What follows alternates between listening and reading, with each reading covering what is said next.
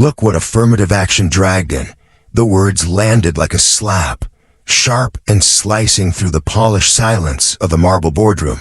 Derek Williams didn't even glance up from his phone as he shoved a packet of intern paperwork across the table, the gesture casual but cutting. Then, with a fake stumble, he tipped his coffee cup. Hot liquid splashed across the table and spilled toward Maya's shoes, soaking the hem of her slacks and bleeding into her resume. "Oops," he said with a smug grin, voice dipped in mock concern. "Might want to clean that up before the real meeting starts." Around the room, the other interns sat frozen. No one moved. No one spoke. Maya stayed seated, her target blazer damp, her expression unreadable, her fingers quietly pressed down on her worn leather portfolio, hiding the glint of a black Centurion Amex inside. She said nothing. She didn't need to, because in just a few hours, that same man mocking her would be begging for his job back. He had no idea the woman he'd just humiliated was the CEO's daughter, and she was here for him. The digital clock on the wall blinked 9:15 a.m., but to Maya, Chin Washington, every second felt heavier than the last. 8 hours and 45 minutes until the board meeting. That was all the time she had left to gather every ounce of proof, to document the disease that had rotted from inside this gleaming skyscraper. She adjusted the worn strap of her portfolio and stood, her steps steady despite the coffee, stains clinging to her slacks. No one spoke as she walked past the other interns, some uncomfortable, others amused, but all of them complicit in silence. As she reached the hallway, the hum of office life returned. Phones ringing, shoes clicking on polished marble, the low murmur of meetings behind closed doors. Prestige Financial Group looked flawless on the outside. Floor-to-ceiling windows, designer furniture, a logo etched in gold on every surface. But she knew better. This wasn't about interior design or quarterly numbers. It was about power and how people abused it when they thought no one was watching.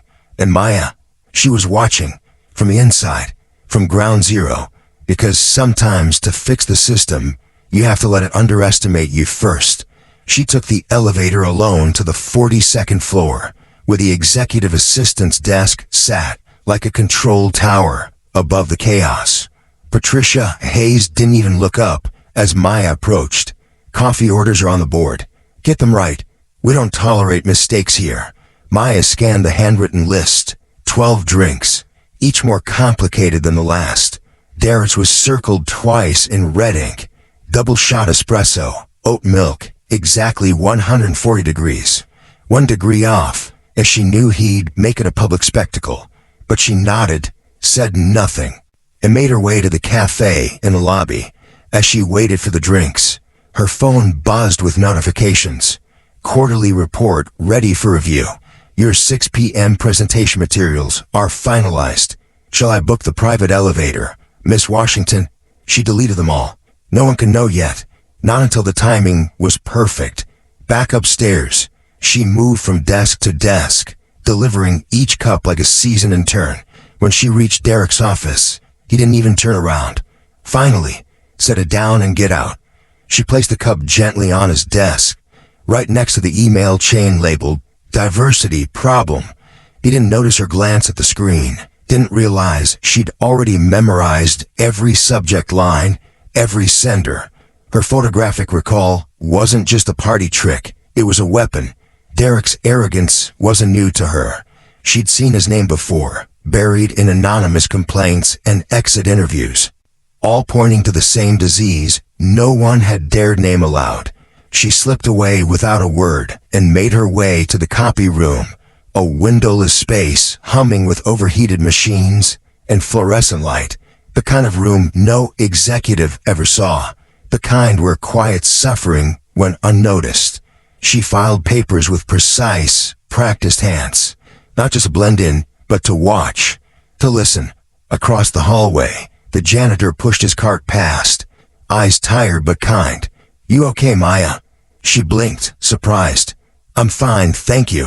He studied her a second longer, then nodded. Most interns quit after a week. You're different." Before she could respond, Jennifer Walsh appeared in the doorway, phone in hand, stream already rolling. "Still here? Wow, you're really committed to this little experiment." Maya didn't flinch. She was just getting started. Jennifer's phone tilted just enough to capture Maya's face in frame, her voice dripping with sarcasm. "My followers think you might be better suited for something else. Maybe housekeeping." The live stream chat filled with laughing emojis and comments too cruel to repeat. Maya kept her eyes on the filing cabinet, placing each document with the same focus, as if she were handling contracts worth millions, because someday she would. She turned slightly, voice steady. "And what background do you think I have exactly?" Jennifer blinked, smile faltering for the first time. Not Ivy League. More practical." Before she could respond further, Mr. Rodriguez reappeared behind her. "The girl's doing good work," he said flatly. "Maybe mind your own business." Jennifer rolled her eyes and walked off, but Maya caught the hesitation in her step, the beginning of doubt. She pulled her notebook from her portfolio again. Not the cheap kind most interns carried, but a leather-bound ledger with crisp pages. On it, she wrote everything. Names, timestamps, quotes word for word. Not for revenge. For record. Because the next time someone tried to deny what was happening, Maya wouldn't just have memory. She'd have proof. Lunch brought no relief. Maya sat alone at the edge of the cafeteria, picking at a sandwich no one would remember. Around her, executives in tailored suits laughed over overpriced salads, unaware of the storm quietly building beside them. At a nearby table, Derek held court with 3 department heads, voice rising just enough for everyone to hear. "Honestly, I don't know what HR was thinking. She can barely fetch coffee. How's she supposed to understand financial instruments?" The others laughed. One added, "It's getting out of hand. This diversity, push, what's next?" Interns running board meetings. Maya's pen moved across her notebook with silent precision. Names, titles, quotes. She wasn't just logging offenses. She was building a timeline. Her phone buzzed again. A single message. "Boardroom reserved. Full access confirmed. Shall we prepare private elevator?" She typed back with one hand under the table. "No. Maintain full cover. Use regular elevator. I'll signal at 4 o'clock. Across the cafeteria, the security guard stood quietly near the exit. His eyes kept drifting toward her, not out of suspicion, but recognition. He'd seen her somewhere before, months ago. A boardroom tour, a closed-door conversation. And now something clicked. The intern in front of him wasn't just another employee. She was the test. The hum of fluorescent lights filled the copy room as Maya returned to her temporary post. Her fingers moved mechanically over stacks of documents, but her mind was already racing ahead. Every careless insult, every whispered joke, every smirk, they were all pieces of a puzzle she'd been assembling since the moment she walked in. But now, the hourglass was shrinking. 4 hours left. One wrong move, an entire plan would collapse. Outside the room, Derek's voice echoed down the hallway. "Everyone to the main conference room. Educational session for the interns." She gathered her things, smoothed her sleeves, and stepped into the arena. 23 employees lined the room. Junior analysts, managers, and those 3 department heads who'd laughed at her over lunch. Jennifer stood near the corner, her phone angled subtly to resume recording. Derek grinned as Maya entered.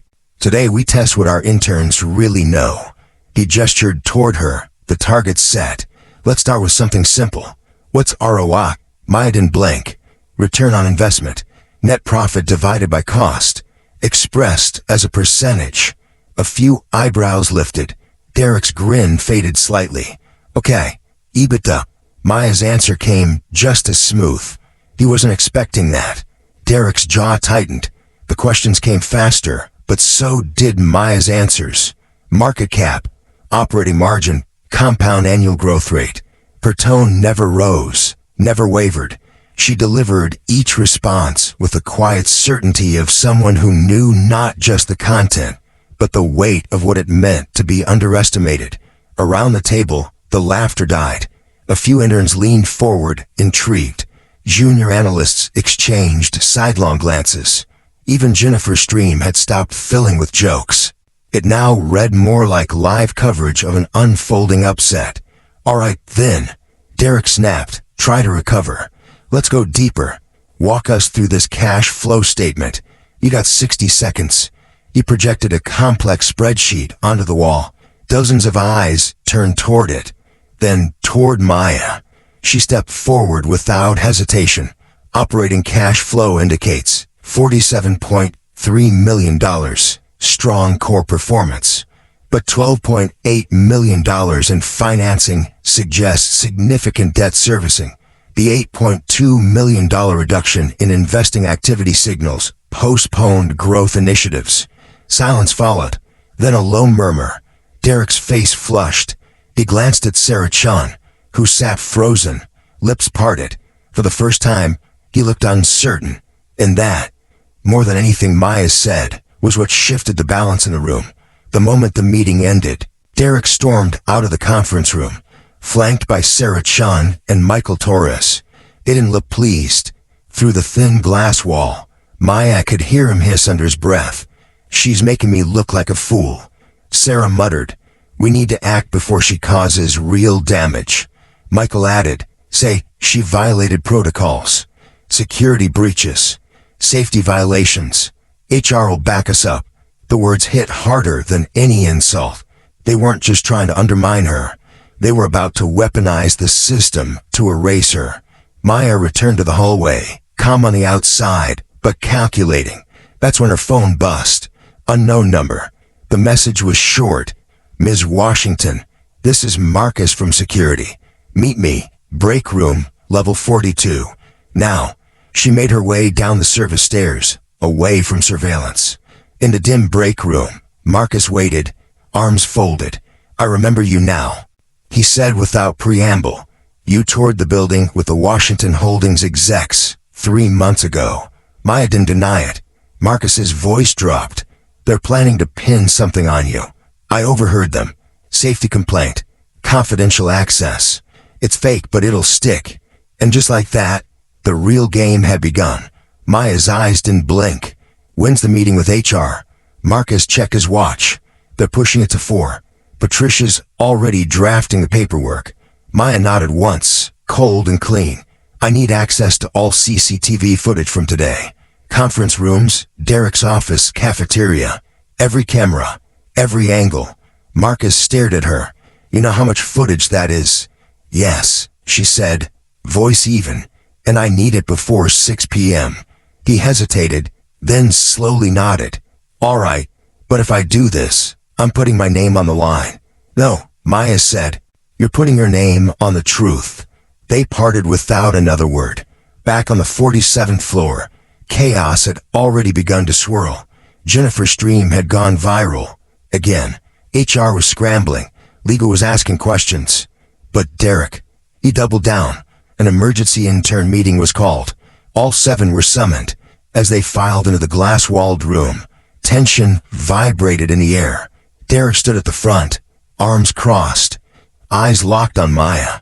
"Due to recent disruptions," he began, "some of you will face immediate disciplinary action." He didn't blink. "Starting with you, Maya." But this time, the silence wasn't fear. It was anticipation. Derek's voice cut like glass. "You've been seen accessing restricted areas, handling confidential materials, creating a hostile environment." His words hit the table like accusations carved in stone. But Maya didn't flinch.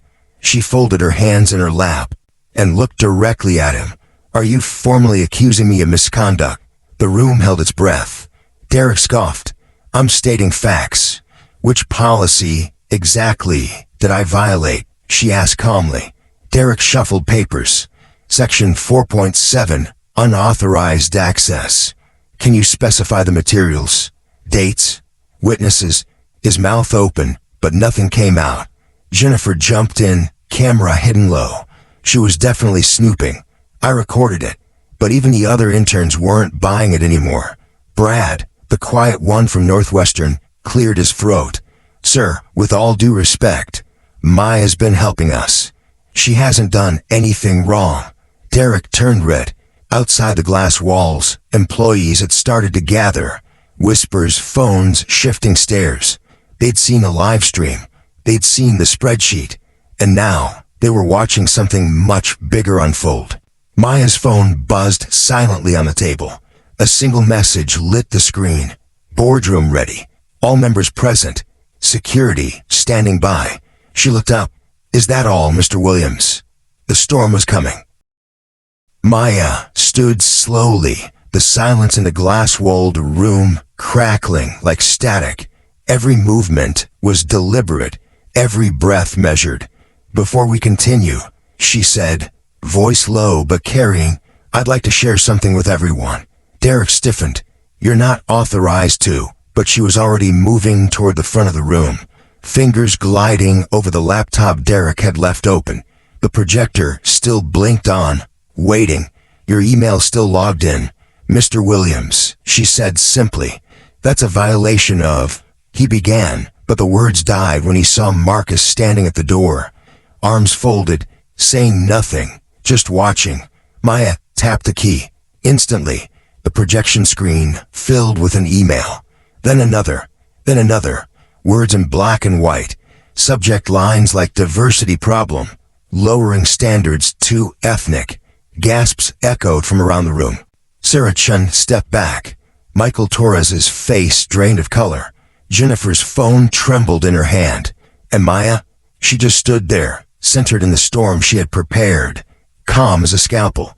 This is just the beginning, she said softly. But if you want specifics, I have dates. Threads. Timestamps. She turned. And now, so do all of you. Derek lunged toward the laptop. Eyes wild. Shut it down. You're violating company privacy. Maya stepped aside, letting him slam the lid shut, but it was too late. Phones were recording. Screenshots had already been taken. The words were burned into the room. Actually, she said, her voice turning clinical, per section 1102.3 of employment law, discriminatory communication using company property waives privacy protections. She looked around. That's Title VII of the Civil Rights Act. Just in case anyone wants to Google it. Murmurs rippled through the onlookers outside the room. Even Jennifer had stopped recording, too stunned to move. Derek was shaking now. Who the hell are you? Maya didn't answer. Not yet. Instead, she opened her portfolio and pulled out a single object. A black leather badge holder, the kind used by corporate security. But when she flipped it open, the logo inside was unmistakable. Washington Holdings. Platinum crest. Embossed ID. Her name listed not as intern, but as executive. Let's just say, she said quietly, I didn't come here to file papers. I came here to file a report. Derek staggered back. Jennifer gasped. Brad whispered, oh my God. But Maya wasn't done. She'd only just begun. She raised her phone and hit dial. The call echoed on speaker. James, it's Maya. Please notify the board we're proceeding to disciplinary review. A crisp voice responded instantly. Understood, Miss Washington. Legal, HR, and all board members are standing by. Conference room secured. The name, Washington, rippled through the crowd like a detonation. Derek froze, his entire posture collapsing inward. Sarah Chun took a full step back. Jennifer's lips parted, but no sound came out. The room felt smaller, hotter. Maya turned to Patricia Hayes, who had just stepped into view, folders in hand. Ms. Hayes, redirect all incident reports. We'll need documentation cross-referenced with today's CCTV footage, as well as personnel files for Mr. Williams, Ms. Walsh, and any other active participants. Patricia looked stunned. Yes, of course, Miss Washington. Maya returned to the center of the room. Her voice was calm, but iron ran underneath every syllable. To everyone watching, recording, or whispering outside these walls, know this. You just watched a culture of silence fracture, and in about 60 minutes, it's gonna break wide open. She paused, eyes locked on Derek. You made assumptions today. I documented patterns. Then she turned to the door. "Let's go upstairs." The hallway outside the conference room had transformed into a gauntlet of silence. Employees lined the walls, some with phones still raised, others with heads bowed. Not in shame, but in realization. Maya walked through them with measured grace, each step peeling away the mask she had worn all day. The Target blazer was gone, replaced with a tailored charcoal jacket she'd folded inside her bag since morning. The old leather portfolio now revealed not just documents, but a symbol, a platinum card holder engraved with a Washington Holdings insignia. Marcus walked beside her now, not as silent observer, but as quiet ally. "The footage is ready," he murmured. "Everything, every angle. I've already forwarded it to legal." Maya nodded, then paused before the elevator. She turned to him, her voice low. "Thank you, Marcus. When this ends, you'll be recognized for what you saw when others looked away." The doors slid open. She stepped inside alone. As they closed, Derek's reflection appeared for a moment in the polished metal, smaller than he'd ever looked before. The elevator began its climb toward the top floor, toward glass walls, chandeliers, and judgment. Maya didn't flinch. She'd been preparing for this moment her entire life. The 48th floor was dead quiet when Maya stepped out. The boardroom loomed ahead, its frosted glass doors closed, but behind them, the power core of prestige financial waited. Inside, 10 seats were filled. Executives from Washington Holdings, legal counsel, HR leads, and 2 outside auditors. James, her father's longtime assistant, handed her the final dossier. "All files sorted. Legal has reviewed. We're ready." Maya entered, her heels silent on the polished floor. The room turned. No one spoke. It didn't need to. Her presence said everything. She walked to the head of the table, not a guest, not a visitor, but the one who called this meeting. "Thank you all for coming on short notice," she began, placing her badge and portfolio on the table. "Today's emergency session concerns allegations of systemic discrimination, managerial misconduct, and cultural violations inside Prestige Financial Group." She clicked the remote. The wall screen lit up. Derek's emails, bold and damning, projected before the most powerful people in the company's orbit. These communications were sent using company servers. They violate federal employment law, Title VII, and internal compliance standards. And in the silence that followed, no one dared look away. With a tap, Maya brought up the next slide. Legal analysis. "These emails constitute not just internal violations," she said evenly, "but federal offenses under Title VII of the Civil Rights Act, as well as Section 1981 and applicable state anti-discrimination statutes." She paused, letting the weight settle before moving on. Financial exposure, conservatively estimated at $2.3 million in legal costs, $4.7 million in settlements, and $8.1 million in productivity loss due to toxic culture and employee turnover. Total risk, $15.1 million annually. The numbers hung in the air like smoke. A board member cleared his throat. Another rubbed his temples. But Maya continued. "Reputation risk is even worse. The live stream documenting Derek's conduct has surpassed 847,000 views. Hashtag Prestige Financial Bullying is trending with over 127,000 mentions." She clicked again. "Our stock dropped 3.2% in after-hours trading. We expect another 5% dip before market open." CFO Michael Rodriguez leaned forward, scanning the charts. "This is catastrophic." Maya nodded once. "It's not just about Derek. It's about everyone who enabled him, ignored complaints, or silenced voices." She looked around the table. "That ends today, but what comes next depends on what you choose to do right now." The door opened. Security stepped aside, and in walked the 4 names at the center of the storm. Derek Williams, his face drawn and pale. Jennifer Walsh, eyes red and wide. Sarah Chun, lips pressed in cold calculation. And Patricia Hayes, clutching a folder like a shield. No one offered them seats. Maya didn't move. "Mr. Williams," she began, tone clinical, "your 8-hour performance has been recorded in full. Every insult, every false accusation, every attempt to fabricate grounds for termination." She gestured to the screen. "Your deliberate coffee spill, captured. Your breeding comment, captured. Your conspiracy with department heads to remove an employee under false pretenses, captured." Derek opened his mouth, but nothing came out. Maya turned to Jennifer. "Ms. Walsh, you live-streamed workplace harassment to over 15,000 viewers. Your actions reflect gross misconduct and ethical negligence." Jennifer shook her head, trembling. "I didn't know exactly," Maya interrupted. "You didn't know, because you didn't care. Then, to Sarah and Patricia, your complicity enabled this culture to thrive unchecked." The board sat in stone silence. Maya didn't blink. "This isn't a review. This is an exposure." And no one, not one of them, had anywhere left to hide. Maya turned to the board with measured clarity. "My recommendations are as follows." Her voice never wavered.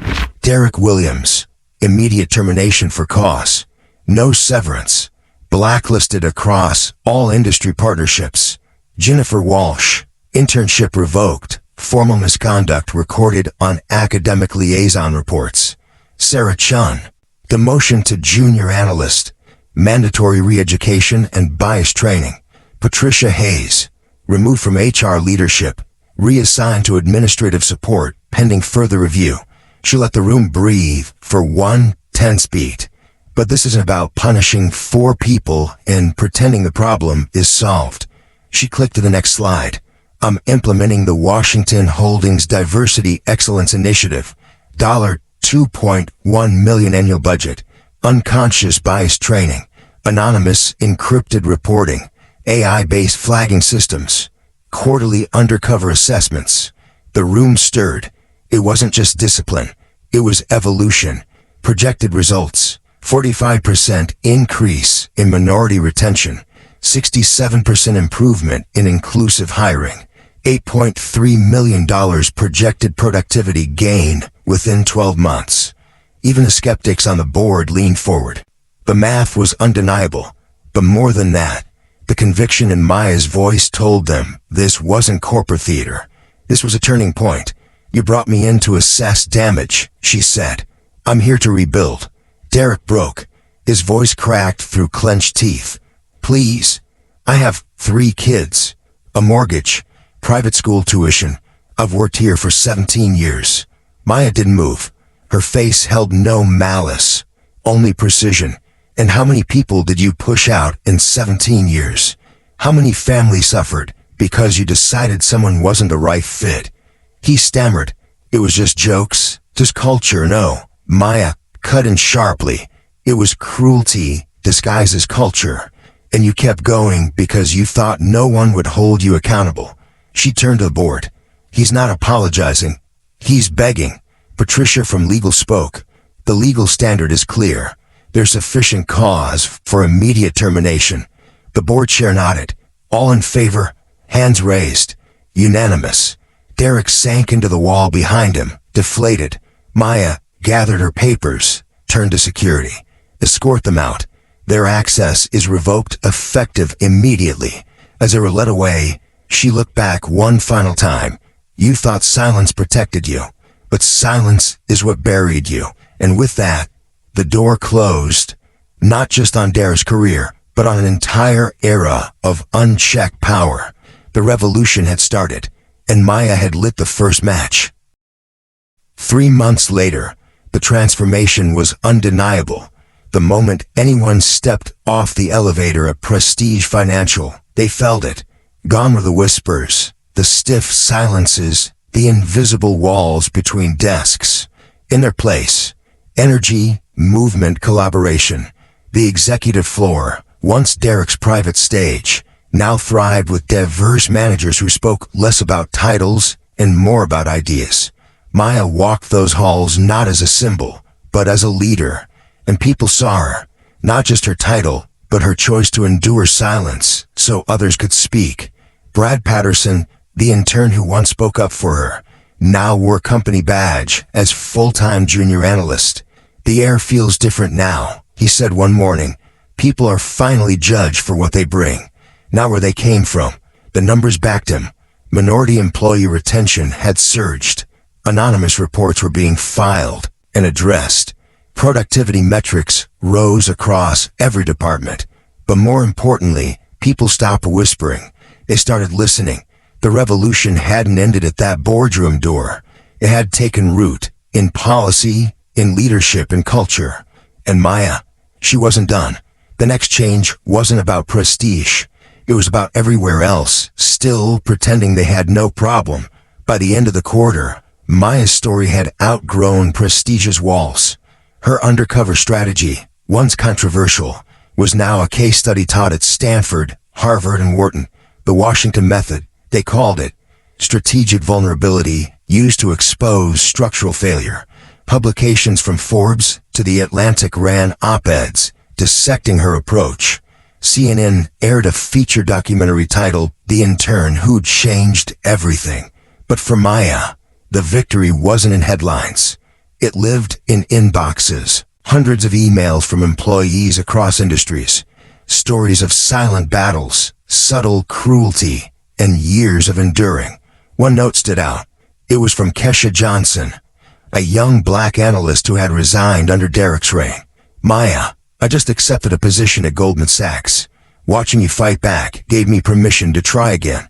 Maya read that message twice, then saved it in a folder labeled, "Why This Matters." She knew the fight wasn't over. But now, the silence had been broken. When injustice hides in structure, exposure is the first step to reform. And when one voice speaks truth in a room full of power, it doesn't echo. It multiplies. Across cities, boardrooms, futures. Maya stood on stage at a leadership summit months later. No script, no slideshow.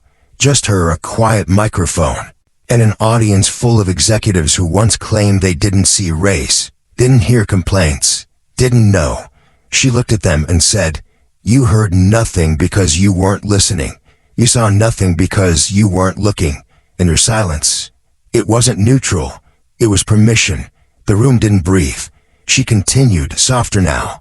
"Don't wait for scandal to force your hand. Don't wait for someone like me to go undercover. Build systems that make people feel seen before they have to scream to be heard." Cameras rolled. Viewers across the country leaned in. Every employee you ignore carries a story, and every story you dismiss becomes a fracture in your foundation. She looked into the lens, not at executives, but at everyone else.